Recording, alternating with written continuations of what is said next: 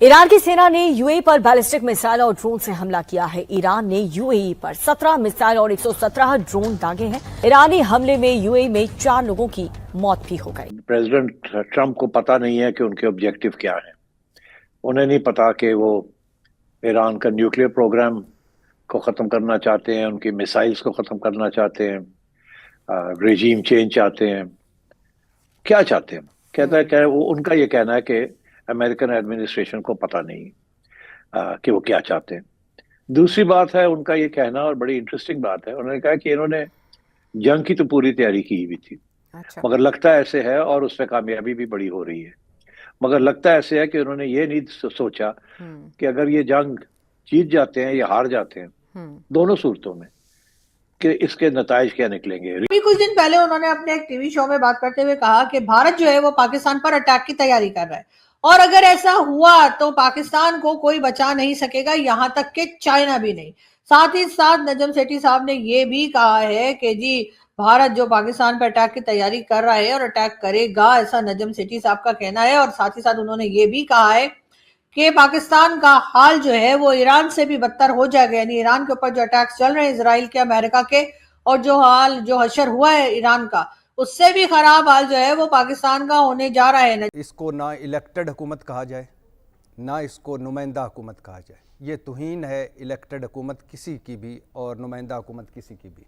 ठीक है, पाकिस्तान की 78 साल तारीख से सबसे बड़ी जाली हुकूमत है, ये सबसे बड़ी गैर इखलाकी हुकूमत है, सबसे बड़ी बेअसूली हुकूमत है, सबसे बड़ी बेरहम हुकूमत है, सबसे बड़ी आइन शिकन हुकूमत है, और सबसे बड़ी जमहूरियत अदलिया सहाफ़त कुश हुकूमत है, सबसे बड़ी नाकाम तरीन हुकूमत है ये। इसमें शबाशी PDM 1 लगा लें, काकड़ वाले भी इनकी एक्सटेंशन थी, और ये लगा लें 4 साल हो गए। अच्छा, अब गुरबत माशाल्लाह ये उड़ान पाकिस्तान शहबाज स्पीड, गुरबत 78 साल तारीख की सबसे बुलंद तरीन सतह पर, बेरोज़गारी गुज़श्ता 27 साल तारीख की बुलंद तरीन सतह पर, महंगाई, लोगों का जीना हराम, कर्जे मुल्की नहीं, मैं अभी सिर्फ कर्जे मुल्की तारीख के रिकॉर्ड साज, सरकारी इदारों का खिसारा रिकॉर्ड साज, सरमायाकारी 41% नीचे, आबादी बम फटने करीब, ज़र मुबादला चीन, UAE, सऊदी अरब का निकालें जो सूद पर पड़ा है तो कुछ भी नहीं। तिजारत का ये हाल है कि जो हिमालय से ऊंचा, समंदर से गहरा चीन है, 2 अरब की चीज़ें हम बेचते हैं, 18 अरब की खरीदते हैं डॉलर। दूसरी तरफ कई लोग ये भी कह रहे हैं कि जी पाकिस्तान के ऊपर भला अटैक क्यों करेगा भारत, यानी कि हम तो पहले ही मरे हुए हैं, मरे हुए को क्या मारना। तो जी हाँ, लोगों का कहना ये है कि आखिर वो अटैक भारत क्यों करेगा, क्योंकि पाकिस्तान की इस वक्त जो हालत है, अगर पाकिस्तान को कोई नुकसान पहुंचाना चाहता है, भारत पाकिस्तान को डैमेज करना चाहता है या पाकिस्तान को किसी भी किस्म की तकलीफ में देखना चाहता है, तो यकीनन भारत में ऐसे लोगों की कमी नहीं होगी जो थोड़ी बहुत अकल रखते हैं, और वो साफ देख रहे हैं कि इस वक्त पाकिस्तान ने अपने साथ जो कुछ किया है वो नुकसान तो शायद भारत कर भी ना पाए। और पहले ये कह रहे थे ये जंग है, अब भी कह रहे हैं, एक तरफ कहते हैं हम जंग जीतेंगे, छोड़ेंगे नहीं, और हराएंगे, दूसरी तरफ कहते हैं जंग नहीं है। और ये सर्जिकल स्ट्राइक्स है वो इसलिए क्योंकि जंग के लिए कांग्रेस की इजाजत लेनी पड़ती है, जो कि इन्होंने नहीं ली। तो कह रहे हैं कि ये बिल्कुल कंफ्यूज्ड एडमिनिस्ट्रेशन है, और इन्हें समझ नहीं आ रही कि ये कहाँ, कैसे इसको आगे बढ़ाया जाए या क्या करना चाहिए। अब इन हालात में जो मैंने बताया, ऐवान सदर का बजट बढ़ा, वज़ीर आज़म हाउस का बजट बढ़ा, पार्लियामेंटेरियन वज़ीरों की तनख्वाहें बढ़ी, जजों की सहूलतें और मरात बढ़ी, शहबाज शरीफ के 55-60 वज़ीर, मशीर, कोऑर्डिनेटर, और इस मरतबा शहबाज शरीफ उतनी मरतबा कौमी असम्बली नहीं आए जितनी मरतबा बाहर गए मुल्क से बाहर। ये पंजाब हुकूमत, ये मरीम नवाज शरीफ साहब की वलीयद, मुस्लिम लीग की वलीयद और अगली वजारत उज़्मा की उम्मीदवार, अरबों की ज़ाती तशीर, चार्टर्ड जहाज़ों पर दौरे, ब्राज़ील, दुबई, थाईलैंड, जापान के, 10-11 अरब का 19 सीटों वाला जहाज़ जिसका सालाना खर्चा 86.5 करोड़। अब इसके जो 2 गैर मुल्की पायलट हैं, तनख्वाह डॉलरों में, एक की तनख्वाह $32,000, दूसरे की तनख्वाह $38,000, 1.25 अरब की गाड़ियाँ दे चुकी हैं ब्यूरोक्रेसी को, 1.25 अरब का पेट्रोल दे चुकी हैं। और पता है इनके जहाज़ का पेट्रोल फ़ी घंटा कितना है? 2100 लीटर फ़ी घंटा। जाहिर है हमने अपनी इकोनॉमी को जिस जगह पहुंचा दिया है, हमने जिस तरह के लड़ाई झगड़े चारों तरफ लेके रखे हुए हैं, जिसमें अफगानिस्तान भी है और ईरान की तरफ भी, हमें थोड़ा बहुत डर लगा रहता है कि अगर सऊदी अरेबिया के कहने से हमने ईरान के साथ लड़ना शुरू कर दिया, क्योंकि ईरान जो है वो सऊदीया पे अटैक करे जा रहा है, और अगर वो ना रुका तो हमारा हशर जो है वो यकीनन ईरान और अफगानिस्तान ही बहुत है। पहले ये कहते थे कि हमने न्यूक्लियर प्रोग्राम को खत्म करना है, फिर इन्होंने कहा कि हमने खत्म कर दिया, ओब्लिटरेट कर दिया, और बड़े खुश थे। फिर कहते हैं कि नहीं, हम तो अब मिसाइल्स के पीछे जा रहे हैं।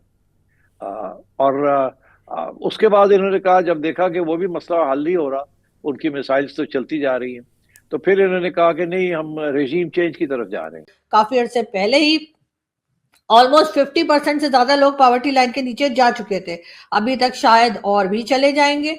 और जिस तरह की हरकतें और जिस तरह की पॉलिसीज लेकर ये गवर्नमेंट चल रही है, तो वो दिन दूर नहीं जब आपको 90% लोग जो है पॉवर्टी लाइन के नीचे मिलेंगे, और उसमें से जो 10% रह जाएंगे वो यही लोग होंगे जिनके हाथ में पावर है, जो इस मुल्क को चलाते हैं, जो गवर्नमेंट लाते हैं, ले जाते हैं, या फिर इस गवर्नमेंट में जो लोग मौजूद होते हैं। डोनाल्ड ट्रंप की जो मिलिट्री स्ट्रेटजी है, उसमें उनको लग तो ऐसे रहा है उनको कि वो बड़े कामयाब हैं। इतनी हमने नेवी शिप्स गिरा दी, इतने हमने उनके रॉकेट लॉन्चर्स खत्म कर दिए, ये कर दिया, वो कर दिया, इतनी हमने कार्पेट बॉम्बिंग की, इतने लोगों को मार दिया, एटसेट्रा एटसेट्रा।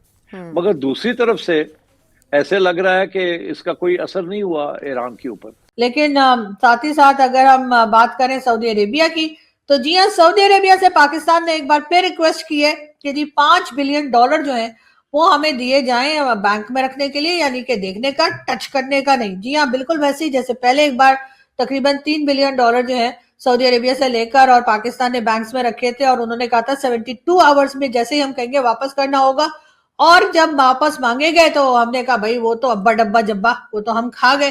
तो अब हम क्या करते, तो हम गए भागे भागे चाइना के पास और वहां जाके शी जिनपिंग के पांव पकड़ लिए। दोस्तों, पाकिस्तान में इन दिनों इतना तहलका मचा हुआ है कि किसी बॉलीवुड थ्रिलर मूवी से कम नहीं लग रहा। आरजू काज़मी ने अपने शो में एक बहुत बड़ा बॉम्ब फोड़ा है नज़म सेठी के एक शॉकिंग स्टेटमेंट को लेकर। सेठी ने कहा कि भारत पाकिस्तान पर अटैक की तैयारी कर रहा है। इमेजिन कीजिए, एक तरफ एक मुल्क के पास खाने के पैसे नहीं हैं और दूसरी तरफ वॉर की बातें हो रही हैं। और ट्विस्ट ये है कि सेठी कह रहा है कि अगर भारत ने अटैक किया तो पाकिस्तान को कोई नहीं बचा पाएगा, नॉट इवन चाइना। दोस्तों, सेठी ने पाकिस्तान के हालात को ईरान से भी बदतर बताए हैं। ईरान पर तो इजराइल और अमेरिका के अटैक्स चल ही रहे थे, लेकिन पाकिस्तान का केस थोड़ा यूनिक है। यहाँ तो मरे हुए को क्या मारने वाली बात हो रही है। भारत अटैक क्यों करेगा? लोग कह रहे हैं कि पाकिस्तान ने खुद को इतना डैमेज कर लिया है कि किसी दुश्मन की ज़रूरत नहीं है। इनकी इकॉनमी का ग्राफ तो नीचे ही जा रहा है, ऊपर आने का नाम ही नहीं ले रहा। अफगानिस्तान से इनका 36 का आंकड़ा है और ईरान से भी टेंशन ऑन एंड ऑफ चलती रहती है। It's like a person is trying to fight the world while their own house is on fire. बात सिर्फ बॉर्डर की नहीं है, बात थाली की है। कुछ साल पहले तक पाकिस्तान के 50% पॉपुलेशन पॉवर्टी लाइन के नीचे थी। अब तो प्रेडिक्शन ये है कि 90% के लोग करीब गरीब हो चुके हैं। सिर्फ वो 10% लोग सेफ हैं जिनके पास पावर है, वो लोग जो सरकार बनाते हैं और गिराते हैं। कॉमन मैन तो सिर्फ हेडलाइन देख रहा है। इनकी पॉलिसीज़ इतनी ज़्यादा कॉम्प्लिकेटेड हैं कि शायद इनके लीडर्स को भी समझ नहीं आ रहा। नॉर्मल हिंदी में कहें तो सरकार कन्फ्यूज़ है और जनता फ्यूज़ है। दोस्तों, पाकिस्तान ने सऊदी अरेबिया से एक बार फिर $5 बिलियन की रिक्वेस्ट की है, लेकिन ये पैसा खर्चने के लिए नहीं, सिर्फ सेंट्रल बैंक में रखने के लिए है, ताकि बैलेंस शीट थोड़ी प्रेजेंटेबल लगे। पहले भी इन्होंने 3 बिलियन लिए थे और वादा किया था कि 72 घंटे में लौटा देंगे, पर अब जब मांगने की बारी आई तो पाकिस्तान के पास एक ही जवाब था, हमारे पास तो नहीं है। मतलब पैसे तो लिए, लेकिन ये लोग भाग भाग कर चाइना गए। ये डेप्थ साइकिल इतना फास्ट है कि इसके आगे तो टिकटॉक के ट्रेंड्स भी फेल हो रहे हैं। दोस्तों, आपको क्या लगता है, क्या भारत सच में अटैक करने वाला है या ये सिर्फ एक डिस्ट्रैक्शन है उनके इंटरनल इश्यूज से ध्यान भटकाने के लिए? कमेंट सेक्शन में अपनी राय ज़रूर बताइए। और अगर आपको वीडियो अच्छा लगा हो तो वीडियो को लाइक और चैनल को सब्सक्राइब करना ना भूलें। मिलते हैं अगली वीडियो में। जय हिंद।